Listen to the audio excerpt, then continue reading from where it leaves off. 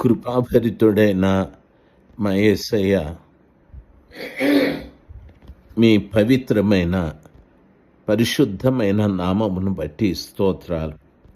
తండ్రి, మీ పవిత్రమైన అపరంజి వంటి పాదముల మీద నా శిరస్సు వంచి నమస్కరిస్తూ, వాక్యాన్ని వింటున్నటువంటి ప్రతి బిడ్డలో కూడా, నా తండ్రి, వారి కుటుంబంలో ఉన్న ప్రతి వారిలో కూడా పరిశుద్ధతను దయచేయమని ప్రార్థిస్తున్నాను. పరిశుద్ధతను దయచేయమని ప్రార్థిస్తున్నాను. ముఖ్యంగా ప్రియ పరలోకపు తండ్రి, నీ అపారమైన ప్రేమను బట్టి, దయను బట్టి, కనికిరాన్ని బట్టి అయ్యా మీరు కృప చూపెట్టండి. సజీవుడవైన మా పరలోకపు తండ్రి, ఎన్నో సంఘాలు తండ్రి పరిశుద్ధత లేకుండా జీవిస్తూ ఉన్నారు. దయచేసి వారి అందరి పట్ల కృప చూపెట్టండి. బోధించే దైవ సేవకులు, బోధ వింటున్నటువంటి విశ్వాసులలో పరిశుద్ధత అనేటటువంటి దాని మీద అవగాహన కలిగించి వారందరూ పరిశుద్ధంగా జీవించుటకు కృప దయచేయండి ప్రభా. మీ పవిత్రమైన పాదముల చెంతకొచ్చి ప్రతి బిడ్డ కూడా ఎన్నో కోరికలు కోరుతూ ఉన్నారు, శరీరానికి సంబంధించినవి. అయితే అంతరంగ పురుషుడైన ఆ వ్యక్తి ప్రభుని కలుసుకోవాలి కాబట్టి పరిశుద్ధతను కలిగి జీవించాలనే ఆలోచన ప్రతి వారిలో కూడా మీరు కలిగించుమని యేసు ప్రభువు నామంలో ప్రార్థిస్తున్నాను తండ్రి. ఆమెన్. ఏప్రిల్ మాసం 27వ తారీఖు 2026 సోమవారం. ప్రియులారా, ఎజ్రా నెహమ్యా గ్రంథము 8వ అధ్యాయం 13వ వచనం దేవుని వాక్యములో చెప్పబడిన మాట. 12వ వచనములో కూడా ఒక విషయాన్ని చెప్పటానికి ప్రభు సహాయం చేయని. ప్రియులారా, వారందరూ కూడా తెలియజేయబడిన మాటలన్నింటినీ గ్రహించి ఈ రోజున సంఘానికి వెళ్ళే ప్రతి బిడ్డ, ఆ స్థలంలో దైవ సేవకులు చేసిన మాటలన్నింటినీ కూడా గ్రహిస్తున్నారా లేదా? ఎంతోమంది గ్రహించడం లేదు. అందుకని ప్రభుల వారు ఈ రీతిగా చెప్పాడు. దేవుని యొక్క మాటలు ఒక వ్యక్తి గ్రహించకపోతే ఆ గ్రహించని మాటలన్నీ కూడా దుష్టుడు వచ్చి ఎత్తుకొని పోతాడని వాక్యము సెలవిస్తుంది. దేవుని వాక్యాన్ని మనం గ్రహించాలి. దైవ సేవకులు చెప్పే ప్రతి మాటను జాగ్రత్తగా గ్రహించాలి. బైబిల్లో మనం ఆలోచించినట్లయితే పరిశుద్ధ గ్రంథమైన బైబిల్ ఈ రీతిగా సెలవిస్తుంది. చూడండి, యేసు ప్రభుల వారు ఈ రీతిగా మాట్లాడుతూ ఉన్నారు. చేయుటకు నీవు నాకిచ్చిన పని నేను సంపూర్ణముగా నెరవేర్చి భూమి మీద నిన్ను మహిమపరిచితిని. తండ్రి, లోకము పుట్టక మునుపు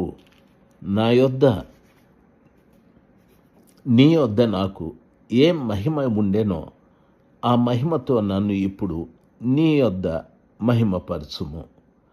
లోకము నుండి నీవు నాకు అనుగ్రహించిన మనుష్యులను నీ నామమును ప్రత్యక్షపరచితిని.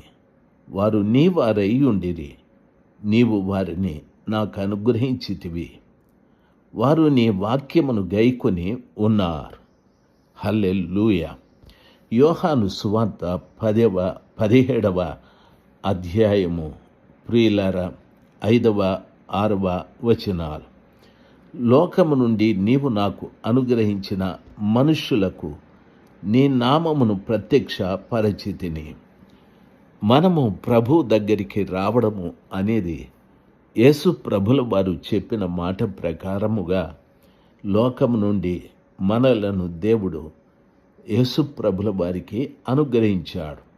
లోకము నుండి నీవు నాకు అనుగ్రహించిన మనుష్యులకు నీ నామమును ప్రత్యక్ష పరిచితిని. వారు నీ వారై ఉండిరి, నీవు వారిని నాకు అనుగ్రహించితివి. వారు నీ వాక్యమును గైకొని ఉన్నారు. హల్లెలూయా. వారు నీ వారై ఉన్నారు. వారిని నీవు నాకు అనుగ్రహించితివి. వారు నీ వాక్యమును గైకొని ఉన్నారు. మనము తండ్రి వారము. తండ్రి మనల్ని ప్రేమించి యేసు ప్రభుల వారికి అనుగ్రహించాడు. యేసు ప్రభుల వారికి అనుగ్రహించబడిన ప్రతి బిడ్డ ఆయన వాక్యమును గైకొని ఉన్నారు. ఆయన వాక్యాన్ని గ్రహించి ఉంటారు. చాలా మంది మందిరంలో దేవుని వాక్యాన్ని గ్రహించకపోవడానికి గల కారణం ఏమిటి అంటే, తండ్రి వారిని ఇంకను యేసు ప్రభుల వారికి ఇవ్వలేరు. యేసు ప్రభుల వారికి ఇచ్చి ఉంటే ఆయన మాటలన్నింటినీ కూడా వాళ్ళు గ్రహించేవారు. ఆ వాక్యము యేసు ప్రభుల వారిది కాదు. ప్రభు అంటున్నాడు, నీ వాక్యమును గైకొని ఉన్నారని. ఎవరు మనల్ని యేసు ప్రభుల వారికి అప్పగించారో ఆ తండ్రి వాక్యాన్ని మనము గ్రహించేటట్లుగా వాక్యంలో చెప్పబడి ఉంది. 7వ వచనంలో, నీవు నాకు అనుగ్రహించిన మాటలు నేను వారికి ఇచ్చి ఉన్నాను. వారు ఆ మాటలను అంగీకరించి నేను నీ యొద్ద నుండి బయలుదేరి వచ్చి తినని నిజముగా ఎరిగి నీవు నన్ను పంపితివని నమ్మిరి గనుక అని అంటాడు. వాక్యములో చెప్పబడిన మాట, నీవు నాకు అనుగ్రహించు మాటలు నేను వారికి ఇచ్చి తిని. హల్లెలూయా. ప్రతి దైవ సేవకుడు గమనించవలసిన విషయం, మన ముందు కూర్చున్నటువంటి బిడ్డలు చాలామంది గొప్ప గొప్ప దైవ సేవకులు మన ఆంధ్ర రాష్ట్రంలో ఉన్నారు. వాళ్ళ వద్దకు వేల మంది వెళ్ళి కూర్చొని దేవుని వాక్యాన్ని వింటూ ఉన్నారు. అందును బట్టి, ఆ దైవ సేవకులను బట్టి నేను శిరస్సు వంచి దేవునికి నమస్కారము చేస్తూ ఉన్నాను. ఆ దైవ సేవకుల దగ్గరికి వెళ్ళటానికి గల కారణం ఏమిటి అంటే, యేసు ప్రభుల వారు చెప్పినట్లుగా నాకు నీవు అనుగ్రహించిన మాటలు నేను వారికి ఇచ్చి ఉన్నాను. దైవ సేవకుడు ఎప్పుడు కూడా తన ముందు కూర్చున్నటువంటి ప్రజలకి దేవుడిచ్చిన మాటల్ని వారికి మనము ఇవ్వాలి. బైబిల్ ఆ రీతిగా సెలవిస్తుంది. వారు ఆ మాటలను అంగీకరించి నేను నీ యొద్ద నుండి బయలుదేరి వచ్చి తినని నిజంగా ఎరిగి నీవు నన్ను పంపితివని నమ్మిరి అని వాక్యం సెలవిస్తుంది. తండ్రి అయిన దేవుడు యేసు ప్రభుల వారికి ఇచ్చిన మాటల్ని సంఘానికి ఇచ్చాడు. ఆ మాటలు వారు విన్న తరువాత ప్రభుని అంగీకరించారు. నేను నీ వద్ద నుండి బయలుదేరి వచ్చిందని ఎరిగి నిజముగా నీవు నన్ను పంపితివని నమ్మారు అంటాడు. యేసు ప్రభుల వారిని అప్పుడు పరిపూర్ణంగా నమ్మామని వాక్యము సెలవిస్తుంది.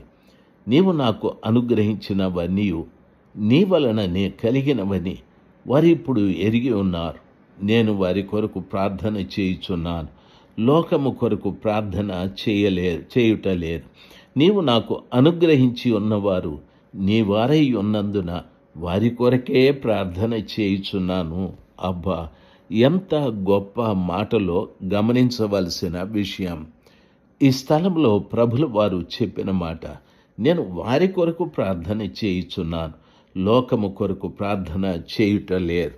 అంటే ఎవరిని తండ్రి యేసు ప్రభుల వారికి ఇచ్చారో వారి కొరకు, ఎవరికి యేసు ప్రభుల వారికి తండ్రి ఇచ్చిన మాటలు ఎవరికి ఇచ్చాడో, ఎవరు గ్రహించారో, ఎవరు ఆయన్ని అంగీకరించారో, ఎవరు ఆయన్ను నమ్మారో వారి కొరకు నేను ప్రార్థన చేస్తున్నాను అని అంటున్నాడు. లోకం కొరకు కాదు అని చెప్పాడు. ఎంత గొప్ప మాట! నిజంగా ప్రభు మాటలను అంగీకరించి ఆయనను మనము అంగీకరించి ఆయనను నమ్మితే ఆ కృపగల దేవుడు నీ కొరకు ప్రార్థన చేస్తాడు. లేకపోతే నీ కొరకు నువ్వు చేసుకోవాలి, నీ కొరకు ఇతరులు చేయాలి. నీ కొరకు ప్రభువు చేస్తే ఎంత బాగుండు, ఎంత గొప్ప మాటలు! ప్రభు పిల్లలు ఆలోచించవలసిన విషయం. వారు నీ వారై ఉన్నందున వారి కొరికే ప్రార్థన చేయుచున్నాను అని ప్రభు చెప్పాడు. మందిరంలోకి వెళ్ళే ప్రతి బిడ్డ ఆయన వారుగా ఉండాలి. అప్పుడు ఆయన వారి కొరకు ప్రార్థన చేస్తాడు. ఎప్పుడు వారి కొరకు ఆయన ప్రార్థన చేస్తాడో వారు లోకము నుండి చాలా ప్రత్యేకంగా జీవించడం ప్రారంభిస్తారు. లోకం అంటకుండా వారు ప్రత్యేకంగా జీవిస్తారు. ఎందుకంటే ప్రభువే స్పష్టంగా చెప్పాడు, నేను వారి కొరకు ప్రార్థన చేయుచున్నాను, లోకము కొరకు ప్రార్థన చేయుట లేదని. అయ్యలారా, ప్రభుల వారికి అనుగ్రహించి ఉన్నవారు ఆయన వారైనందున వారి కొరకే ప్రార్థన చేస్తాడు. లోకాన్ని తీసుకెళ్ళి దేవుని మందిరములో పెట్టి ఇది చేయండి, అది చేయండి, ఆ రోగము, ఈ రోగము, ఆ సమస్య, ఈ సమస్య, ఈ అప్పులు, ఆ అప్పులు అని బోలమంటి ఏడ్చేది కాదు. దేవుని పిల్లలు ఆయన మాటల్ని గ్రహించండి, ఆయనను నమ్మండి. అప్పుడు ప్రభుల వారికి తండ్రి ఇచ్చిన మాటలు మనకిస్తాడు. ఆ మాటల్ని గ్రహించినట్లయితే ప్రభులు వారు నీ కొరకు ప్రార్థన చేయడం ప్రారంభిస్తాడు. ఈ సత్యాన్ని దయచేసి మర్చిపోకండి. ఎంతో విలువైన మాటలు. సర్వశక్తిమంతుడైన దేవుని యొక్క కృప మీ మీద ఉండి ఈ మాటల్ని గ్రహించి ఆ ప్రకారంగా జీవింతురు గాక. దేవుడు మిమ్మల్ని అత్యధికంగా దీవించునుగాక. ప్రియులారా, 12వ వచనంలోనే చెప్తూ ఉన్నాను. Amen, amen.